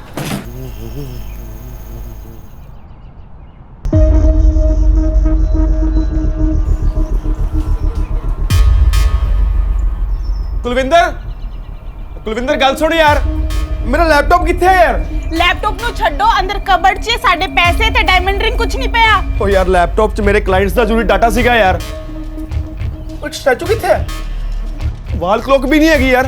मैनू की पता यार, मैं तेनू बोलिया भी सी लैपटॉप साथ लेके चलते हैं, पर तो मेरी गल सुनदी नहीं। पर हम तो घूमने गए थे ना, लैपटॉप लेके जाते तो सारा दिन उसके अंदर घुसे रहते। ये रैली में शर्मा की ड्यूटी लगाओ, ये बहुत सारे मिनिस्टर वहाँ आने वाले हैं। जी सर। एक रॉबरी की कंप्लेंट आई उसी इलाके से जहाँ पर प्रिथा का मर्डर हुआ।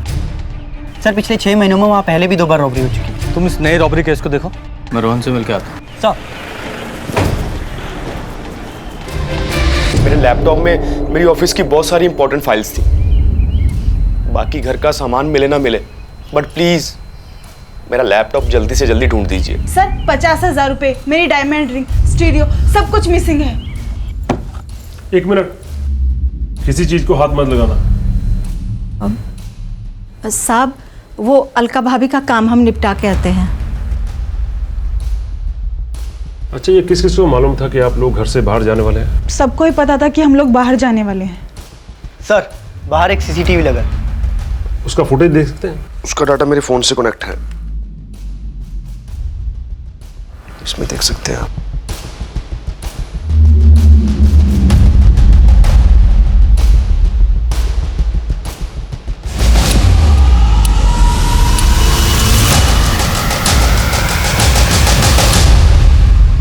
तू मेरे पीठ पीछे ये सब कर रहा था? हाँ? अरे मैं तो पहले से ही जानती थी उस लड़की के लक्षण बिल्कुल ठीक नहीं है, इसीलिए तुझे उससे दूर रहने को कहती थी। अब शांत रहिए ना, मैं रोहन से बात कर रहा हूँ ना। हमने प्रथा के मोबाइल में मैसेजेस पढ़े हैं जो अपनी मौत से पहले उसने तुम्हें भेजे थे। बहुत सारे हेट मैसेजेस। वो मैसेजेस तुमने पढ़े, तुम्हें गुस्सा आया, तुम उसके घर गए, उसे मार डाला। सर, मैंने किसी को नहीं मारा sir. Sir, mom swear sir, मैंने किसी को नहीं मारा, आप यकीन करिए। हम झूठे लोगों का यकीन नहीं करते। ऐसी क्या गलती की थी तुमने जो उसने तुम्हें इतने सारे हेट मैसेजेस भेजे? सच बोलने की। प्रिथा, प्रिथा मेरी बात। तुम लोग को दोस्ती का मतलब समझ नहीं आता ना? प्रिथा, मैं तेरा दोस्त हूँ, पर मैं हमेशा तेरा बेस्ट फ्रेंड बनके नहीं रहना चाहता। Pritha, I really like you। तेरी मॉम ना बिल्कुल सही कहती थी, तुम सब लड़के एक जैसे होते हो। तुम लोगों को ना सिर्फ मौका चाहिए होता है, मौका। You know me, मैं वैसा लड़का नहीं हूँ। मुझे पता चल गया तुम कैसे हो। I just hate you। Preeta मुझसे बहुत गुस्सा थी, मैं भी हर्ट था, इसलिए मैंने उसके लास्ट मैसेज का रिप्लाई नहीं दिया। अब क्या कहेंगी आप? बोलिए अब। प्रथा के बारे में तो बहुत कुछ कह रही थी आप, बहुत उल्टा सीधा बोल रही थी। अब अपने बेटे के बारे में कुछ नहीं कहेंगे? हाँ तो मिस्टर रोहन, प्रथा ने तुम्हारे प्यार को एक्सेप्ट नहीं किया, इसलिए तुम्हें गुस्सा आया, तुम उसके घर गए और जाकर उसे मार दिया। मैं उस रात अपने घर से बाहर भी नहीं निकला था मॉम, स्वेर मैं सच बोल रहा हूँ। तुम्हारे इस रोने धोने से कुछ नहीं होगा, कोई फर्क नहीं पड़ेगा। दिव्या, इसे फिंगरप्रिंट्स और डीएनए सैंपल के लिए बुलाओ और प्रथा की बॉडी पर मिले डीएनए सैंपल से मैच कराओ। सर ये देखिए सर, मुझे लगता है पिछली दोनों रॉबरीज में यही गैंग इन्वॉल्व था। पिछली रॉबरी में 4 लोग थे और इस बार 3 लोग। किसी भी फुटेज में इनका चेहरा अच्छे से दिखाई नहीं दे रहा। ये बस वही चीज चुराते थे जो आसानी से लेके जा सके। और हाँ सर, पिछली रॉबरी के आसपास ही प्रीथा का मर्डर और रेप हुआ। ये दोनों घर भी सर कुछ ज़्यादा दूरी में नहीं थे। मुझे लगता है इन्हें अच्छे से मालूम था कि प्रीथा उस दिन घर में अकेली है और इन्होंने प्रीथा के साथ ये सब किया। काम करो, जहाँ जहाँ भी रॉबरी हुई है उन सब में ये तलाश करो कि कॉमन कड़ी क्या है। देखो, हमें सब कुछ दिनों के लिए बंद करना पड़ेगा। पुलिस को शक हो चुका है, एकदम सॉलिड वाला, और वो कह रही है कि जो लोगों ने लूट किया है उन्होंने खून और बलात्कार भी किया है। क्या बकवास कर रहा है? चड्डा है ना, थोड़े दिनों के लिए घर के बाहर गया। चलो चड्डे की चड्डी निकाल दे, समझे? बहिरे होगा तुम्हें कुछ करिए समझ नहीं आता। तू ना खुद का काम खुद कर और हमें करने दे, समझा? इज्जत से कह रहे ये सब कुछ दिनों के लिए बंद करो। अबे तू यहाँ अपनी लीडर ही मत दिखा, समझा क्या? आखिरी बार कह रहे चुप हो जाओ वरना मुंह फोड़ देंगे। क्या कर लेगा? पता है क्या लेगा? अबे क्या करेगा? अरे क्या करेगा? क्या सर, तीनों रॉबरीज का कनेक्शन मिल गया है। सुमन, उनकी मेड, जो तीनों घरों पे काम करती थी और प्रीथा के घर पे भी यही काम करती है। जिस दिन मैं लास्ट रॉबरी का केस दर्ज करने सिमरजीत के घर गया, मैंने वहां पे भी इसी देखा था और मुझे उसी दिन इस पे पूरा शक हो गया था। सुमन, ये क्या बोल रहे हैं साहब?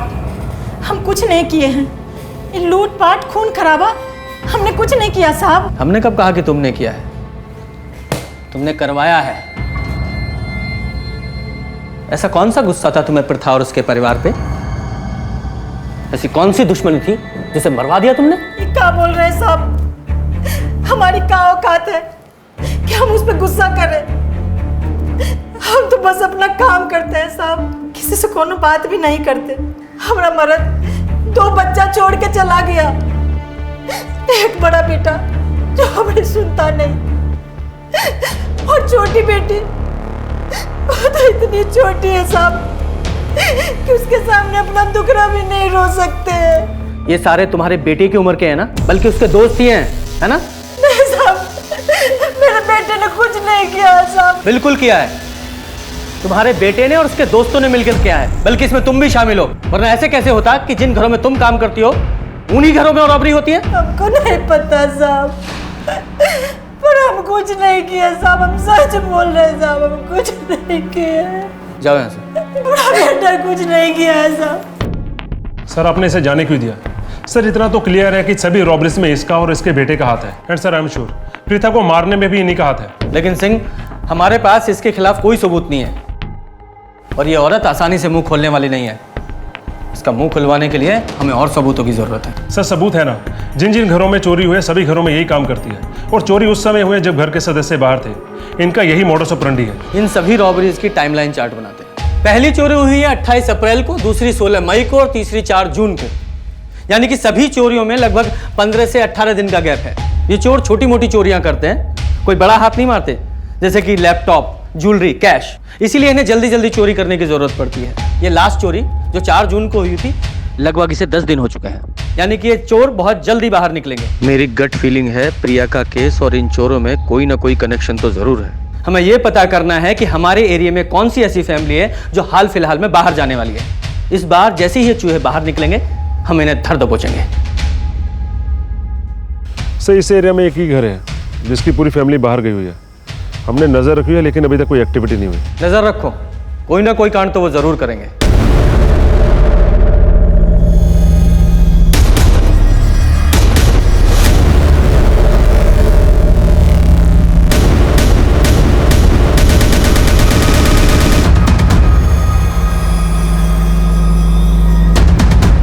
जी सर। ए, क्या कर रहे? रुक जा। ए, रुको, रुक।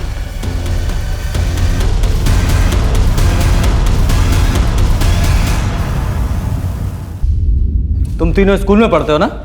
यही सिखाते हैं तुम्हारे स्कूल में? चोरी करना, डाका डालना, और क्या सीखा है तुम लोगों ने? Rape, murder. सर हमने कोई रेप और मर्डर नहीं किया है, हम सिर्फ चोरी करते। एक बार भी नहीं सोचा अगर पकड़े गए तो क्या होगा? ये हमारा प्लान नहीं था, ये सब ना चंदू का आइडिया था। चंदू तुम्हारा चौथा साथी ना? पर वो तो अब तुम्हारे साथ नहीं है। वो पिछली चोरी में भी तुम्हारे साथ नहीं था। हाँ सर, उस दिन चंदू हमारे साथ चोरी करने नहीं आया था, जिस दिन उस लड़की का रेप और मर्डर हुआ था। और फिर चोरी के बाद अपना हिस्सा मांगने वापस आ गया। कुछ दिनों के लिए सब बंद करते हैं और ये हिस्सा बांट के चले जाते हैं। क्यों बंद करते हैं? लेकिन तब से पागल सा हो गया, कहता है कुछ मत करो, पुलिस पकड़ लेगी। साहब हमारा चंदू बेकसूर है साहब, ये वो लड़का लोग का काम है, हमारा बच्चा बेकसूर है साहब। तो कहाँ छुपा के रखा है उस बेकसूर बच्चे को तुमने? हम नहीं छुपाए साहब, हम सच कह रहे हैं, हमको खुद ही नहीं पता है वो कहाँ चला गया है साहब। आप लोग के डर से भाग गया है साहब। हमारे डर से भाग गया है? इतना तो पक्का है कि तुम्हारा बेटा चोर और लूट करता है। अगर ऐसे ही फरार रहा ना तो प्रथा के कत्ल और रेप के इल्जाम में वो अंदर जाएगा। या तो वो यहाँ आकर सच सच बता दे, वरना अपने तरीके से ढूंढ कर हम उससे सच उगलवाएंगे। नहीं साहब, साहब मेरी बात सुनिए साहब, मेरा बच्चा ऐसा नहीं कर सकता है साहब, उसको काम मिलेगा ये सब करके। साहब आपको पकड़ना है ना तो आप आरब भैया को पकड़िए, जो प्रीथा का भाई है, हमको लगता है वही ये सब करवाया है साहब। माँ मैं जा रही हूँ, पार्टी है, मुझे बहुत लेट हो रहा है। मैंने गरम समोसे मंगवाए हैं, एक समोसा खाकर चली जा। माँ समोसा पार्टी में जा रही हूँ, बाय। अच्छा ठीक है, जल्दी आ जाना। भाभी मैं जा रही हूँ, हो गया है। अच्छा सुन, एक काम कर, आरव को समोसा और चाय दे दे। प्रीता घर से पार्टी के लिए निकल चुकी है, मैं तंग आ गया उसके रोज रोज की पार्टी लफंगा दोस्तों की वजह से। सुन, तुझे जो काम बोला तो वो आज कर लेगा ना? व्हाट डू यू मीन आज पॉसिबल नहीं है? मैंने तुझे स्पेशली कहा था कि ये प्लान आज करने के लिए, यही सही मौका है। क्या है? चाय अभी नहीं चाहिए, बाद में ले लूंगा, ले जाओ। अरे भैया हमेशा प्रीता दीदी से गुस्सा रहते थे, वो छोटा छोटा कपड़ा पहनती थी ना, और लड़कों सबसे बात करती थी, इसीलिए बहुत गुस्सा रहते थे साहब। सिंह, इसने जो कहानी बताई है जरा उसकी सच्चाई का पता लगाओ। जी सर। और हमारी नजर तुम्हारे ऊपर भी रहेगी, और छुपा ले अपने उस चूहे को, उसे तुम किसी भी बिल से खोद के निकालेंगे।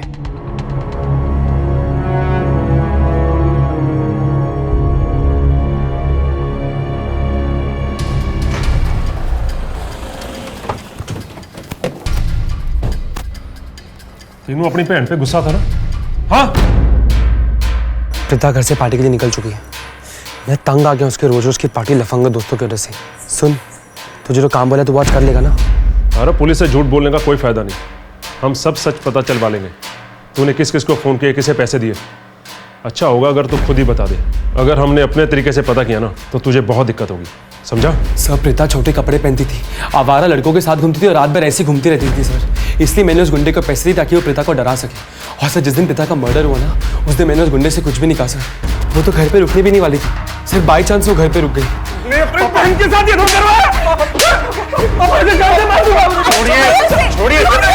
छोड़िए। मेरा यकीन कीजिए, मैंने सिर्फ डराने के लिए उस गुंडे को पैसे दिए थे और मेरा कोई इरादा नहीं था सर। उस आदमी का जल्दी से डिटेल्स दे। सर ये लीजिए, उसका नाम गोविंद है। आरव के बहन के साथ मैंने कुछ नहीं किया साहब। बहुत सीधा बनता है तू, लड़कियों को छेड़ने की बहुत कंप्लेंट है तेरी हमारे पास। आप जिन लड़कियों की बात कर रहे हो साहब, वो सब ऐसी ही है साहब। उस रात आरव ने मुझे कॉल किया था, लेकिन मैं क्लब में डांस कर रहा था और मैं लास्ट मिनट में सब कोई प्रोजेक्ट हाथ में नहीं लेता। आप चाहे तो मेरे दोस्तों को पूछ सकते हो। तो तेरे दोस्तों से तो हम पूछ ही लेंगे, और अगर ये काम कहीं तूने किया हुआ ना तो तेरी ऐसी हालत करूंगा कि तू नाचना तो दूर चल भी नहीं पाएगा, समझा? पता करो ये गोविंद सच बोल रहा है या नहीं। सिंह, हमारे पास सस्पेक्ट्स भी हैं और उन सस्पेक्ट के पास प्रथा को मारने के मोटिव्स भी हैं। जैसे कि ये तन्मय, ये उस दिन प्रथा के घर के पास में था, हो सकता है वो प्रथा के घर के पास गया हो, दोनों की आपस में बहस हुई हो, उसने पहले रेप किया तो उसे मार दिया। और वो दूसरा रोहन, उसे भी प्रथा ने उस दिन बहुत सारे हेट मैसेजेस किए थे, हो सकता है उसने ये सब किया हो। और वो प्रथा का भाई आरव, पता करो ये आरव उस दिन शादी छोड़कर गया था क्या? जी सर। और वो काम वाली सुमन, क्या नाम है उसके बेटे का? सर चंदू। क्या हुआ उसका? सर उसे ढूंढ रहे हैं, सभी खबरों को एक्टिवेट कर दिया, वो जल्दी पकड़ा जाएगा।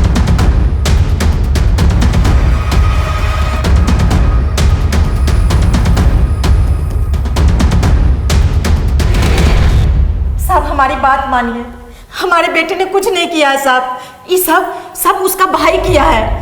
हमारा बेटा निर्दोष है साहब। बस बहुत हो गया, दूसरों पे इल्जाम लगाना बंद करो, चुपचाप इससे पूछताछ करने दो, वरना रेप और मर्डर में इसका साथ देने के लिए तुम्हें भी अरेस्ट करेंगे।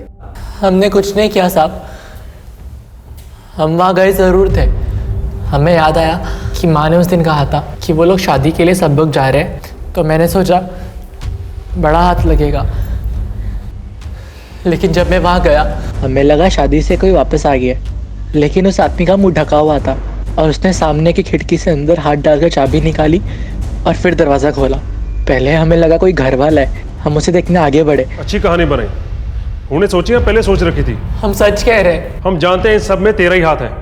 अब ये बता, तेरे दोस्त भी तेरे साथ हैं या तू अकेला था? सब ये कह तो रहा है कि इसने कुछ नहीं किया। वो आदमी दिखने में कैसा था? वो आदमी, सुमन अच्छी तरह से जानती थी कि उसका बेटा चंदू गलत रास्ते पर है, जिसे रोकने में वो नाकामयाब रही। चंदू को उसके किए की सजा मिली, रॉबरी का केस सॉल्व हो चुका था, लेकिन प्रथा के रेप और मर्डर की गुत्थी सुलझने भी बाकी थी। चंदू ने अपराधी का जो डिस्क्रिप्शन बताया था वो किसी से मैच नहीं कर रहा था। तभी एक चीज मेरे सामने आई जिससे इस केस को सॉल्व करने में मुझे सफलता मिली। सर, प्रथा की डिटेल पोस्टमार्टम रिपोर्ट आ गई है। उसके साथ गैंग रेप नहीं हुआ, उसके साथ एक आदमी ने रेप किया है। सर रही बात गोविंद की, वो सच बोल रहा है। और सर अरब के दोस्तों से भी मैंने पूछताछ की, उस दिन अरब अपने दोस्तों के साथ ही था। अब सर बचे रोहन और तन्मय। ये क्राइम पक्का इन दोनों में से किसी एक ने किया है। चंदू तो बता रहा था वो कोई मिडिल एज मैन है। सर हो सकता है चंदू झूठ बोल रहा हो सकता है ये क्राइम चंदू नहीं किया हो। नहीं सिंह, मेरा इंस्टिंक्ट कह रहा है चंदू झूठ नहीं बोल रहा है। अगर चंदू की बात माने तो उस आदमी ने खिड़की में से पहले हाथ डालकर चाबी निकाली, फिर वो मेन डोर से अंदर आया। यानी कि उसे पता था कि चाबी कहाँ है, और उसे यह भी पता था कि उस दिन प्रथा घर में अकेली थी। जरूर ये बात किसी फैमिली मेंबर ने उसके सामने डिस्कस की होगी। पहले हमें सिर्फ शक था, लेकिन अब पूरा यकीन है कि ये किसी रैंडम आदमी का काम नहीं है। ये जरूर कोई ऐसा आदमी है जिसे अच्छी तरह से पता था कि प्रथा घर में अकेली है और आपके घर की चाबी वो खिड़की के पास रहती है। वो चोरी के इरादे से यहाँ नहीं आया था, वो सिर्फ प्रथा के लिए आया था। कोई ऐसा जो उसे पसंद करता था। क्या आप किसी ऐसे आदमी को जानते हैं? मैं तो नहीं जानता। मैं जानता हूँ वो कौन हो सकता है।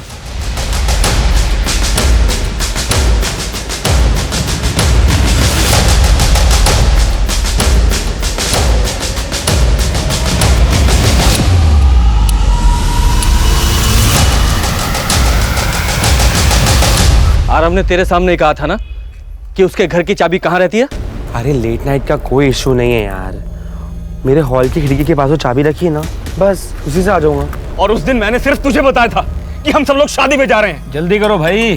अरे बड़ी जल्दी में डॉक्टर साहब, आज एक शादी में जाना है ना। सब जा रहे हैं घर में, हम ही लोग जा रहे हैं, वो प्रीथा नहीं जा रही। ये क्या कह रहे साहब आप? हाँ अब तो सब चीज मुझको बताते थे ना। अब ये मेरे सर पे मत डालिए साहब। तू कुछ ज्यादा पसंद नहीं करता था मेरी बहन को क्या? जब देखो तब उसे घूरता रहता था। कहाँ आ रही कहाँ जा रही नहीं? हाय हाय। अरे क्या बात कर रहा है? तेरी बहन आती थी मेरे से बात करने के लिए, उसको ही अच्छा लगता था आदमियों से बात करने के लिए। शांत नहीं, तो तूने ये सब कुछ नहीं किया? नहीं सर। फिर झूठ बोल रहा है? मैं कोई झूठ नहीं बोल रहा साहब। सिंह, तो ये क्या है? ये तेरे फोन की लोकेशन रिकॉर्ड्स हैं। तूने बताया था ना कि 10 बजे दुकान बंद करता है, लेकिन तेरी फोन की लोकेशन के हिसाब से तू 1 बजे तक वहां था। तेरी बीवी से भी पूछा है हमने, उस रात देर से घर आया था तू। झूठ मत बोलना, बोल। सिंह तेरी साहब सच बोलता हूँ साहब, मैंने उस लड़की के साथ गंदा काम किया था साहब। हाँ लेकिन साहब वो तो जाने किस किस के साथ क्या क्या करती थी साहब। कभी किसी का हाथ पकड़ लेती थी, कभी किसी के साथ हंस के बात करती थी, और किसी किसी के साथ तो साहब गले भी मिलती थी। और मैं खाली बात करने की कोशिश करता था तो मुझे ऐसे देखती थी जैसा कोई सड़क का कुत्ता है। अरे मुझे भी साहब वो सब करना था वो जो सबके साथ करती थी। अरे साहब, मैं तो सच बता रहा हूँ ना, मुझे क्यों मार रहे आप लोग? क्योंकि सच्चाई ये है कि उस बेचारी लड़की के साथ इतना घिनौना और गंदा काम किया, उसकी जितनी सजा दी जाए उतना कम है। पहले रेप किया और बाद में उसे मार डाला। अरे साहब, मैंने उसे नहीं मारा साहब, मैं उसे मारना चाहता था साहब, लेकिन सही इसे पूरा सच उगलवाओ। मेरी बात सुन साहब, मैं सच बोल रहा हूँ साहब, मैंने उसका बलात्कार किया, मैंने उसे नहीं मारा साहब। सिंह, अगर इस जगदीश की बात मान भी लें कि इसने प्रथा को नहीं मारा, तो फिर किसने मारा? और वो जो कोई भी था, उसने प्रथा के कपड़े ठीक करके ये दिखाने की कोशिश की कि उसका रेप नहीं हुआ है। सर, चंदू भी हो नहीं सकता, वो तो पहले डर के भाग गया था। हाँ, लेकिन वो जो कोई भी था मेन डोर से अंदर आया था, मतलब घर के बारे में अच्छी तरह से जानता था। हो सकता है वो फैमिली मेंबर ही हो। सिंह, उस रात शादी में से ये प्रथा का फादर गायब था ना? एक पेशेंट का फोन आ गया था, मुझे उसके पास जाना पड़ा। हाँ सर, वो कह रहे थे किसी मरीज को देखने गया सी। पड़ा वो प्रीथा को क्यों मारेगा, उसके पीछे कोई मोटिव नजर नहीं आता। लेकिन सर, अगर उसने अपनी बेटी को ऐसी हालत में देखा होता तो उसकी मदद जरूर करता, उसे डॉक्टर के पास लेके जाता, उसे मारता क्यों? यही तो पता करना है। अगर उस रात की टाइमलाइन पता चल जाए तो ये भी पता चल जाएगा कि उस रात प्रथा को मारने के पीछे मोटिव क्या था। सर, ये कैसी उठपटांग बातें कर रहे हैं आप? आपको लगता है कि मैंने अपनी बेटी को मारा है? हाँ, लगता है। आपने कहा था कि उस दिन आप शादी के वेन्यू से पेशेंट को देखने गए थे। हमने पता किया है कि वहां से पेशेंट का घर सिर्फ 10 मिनट की दूरी पर है और आपको 45 मिनट लग गए। बेटी को मारने में टाइम लग गया ना? आप पुलिस वाले हर किसी पे शक करते हैं। यही हमारा काम है। मेरी गाड़ी का टायर पंचर हो गया था, बस उसी को बनवाने में थोड़ा टाइम लग गया। कौन से गैराज में टायर ठीक कराया था? अब ये मत कहिएगा कि वो आपने खुद ही ठीक कर दिया।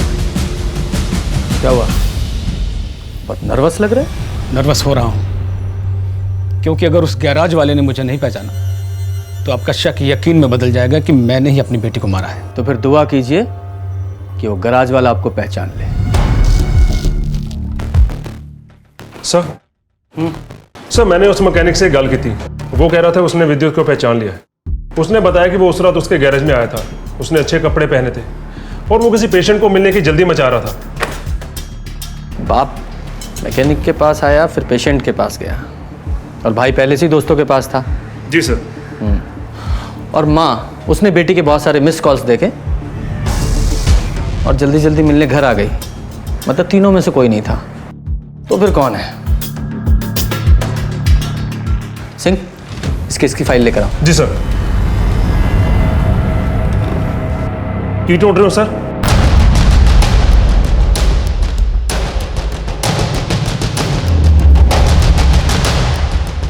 क्या ढूंढ रहा हूं? कातिल को। आपके ऊपर तो हमें शक ही नहीं था, लेकिन अपराधी ज्यादा दिनों तक पुलिस के साथ आंख मिचौली नहीं खेल सकता। प्रथा की मिस्ड कॉल देखने के बाद आपने उसे वापस कॉल किया, और जब उसने आपका फोन नहीं उठाया तो आप घबरा गई और तुरंत शादी से निकल गई। ये हैं आपके फोन की लोकेशन डिटेल्स। इनसे साफ पता चलता है कि आप 1 बजे शादी से निकल गई थी और 15 मिनट के बाद ही अपने घर के एरिया में पहुंच गई थी। आपने अपने पति को 2 बजे कॉल किया और हमें 2:05 पर। ये बीच के 45 मिनट आपने क्या किया? प्रीथा को बर्बाद कर दिया था उस राक्षस ने। मेरी बच्ची,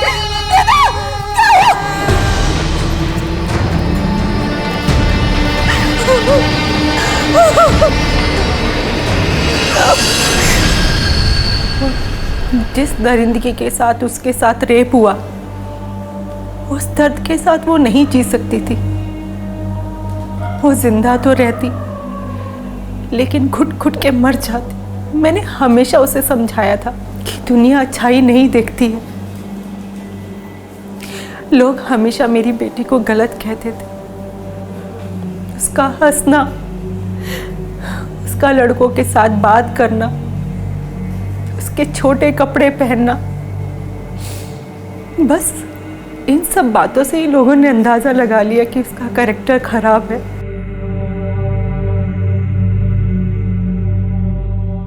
मेरी बेटी बहुत अच्छी थी, उसका कैरेक्टर बहुत स्ट्रॉन्ग था।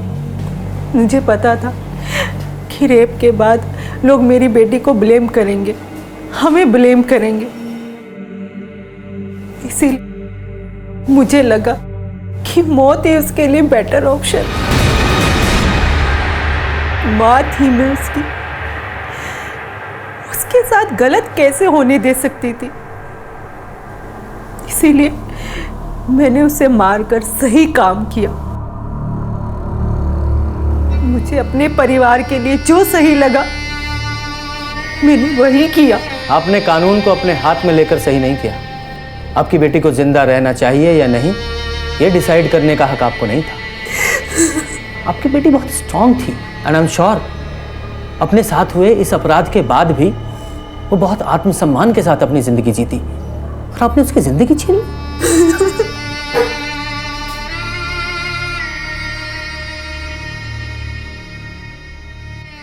जगदीश को उसके किए की सजा मिली, और शिप्रा, उसने भले ही अपनी बेटी को दर्द से मुक्त कराने के लिए ये सब किया, लेकिन कानून को अपने हाथ में लेने के लिए उसे सजा मिली। आरव ने जगदीश को अपनी बहन की तरफ गलत निगाहों से देखते हुए तो देखा, लेकिन उसके लिए भी उसने अपनी बहन को ही गलत समझा। क्या यह होने वाले अपराध की दस्तक नहीं थी? प्रथा एक खुशमिजाज लड़की थी, सबसे दोस्ती रखती थी, हर किसी पर आसानी से भरोसा भी कर लेती थी, और शायद इसी मासूमियत की कीमत उसने चुकाई थी। प्रथा के साथ जो कुछ भी हुआ उसके लिए सिर्फ जगदीश और शिप्रा ही गुनहगार नहीं है, बल्कि कहीं ना कहीं हर वो इंसान गुनहगार है जो ये सोचता है कि जो लड़की हंसमुख है, पार्टीज में जाती है, छोटे कपड़े पहनती है, लड़कों से दोस्ती रखती है, वो गलत है या कैरेक्टरलेस है। जब भी ऐसी धारणा किसी के लिए बनाई जाती है तो वह समाज के लिए एक दस्तक होती है। ये दस्तक है कि हमारी सोच गलत है, ये दस्तक है कि हमारे समाज को बदलने की जरूरत है।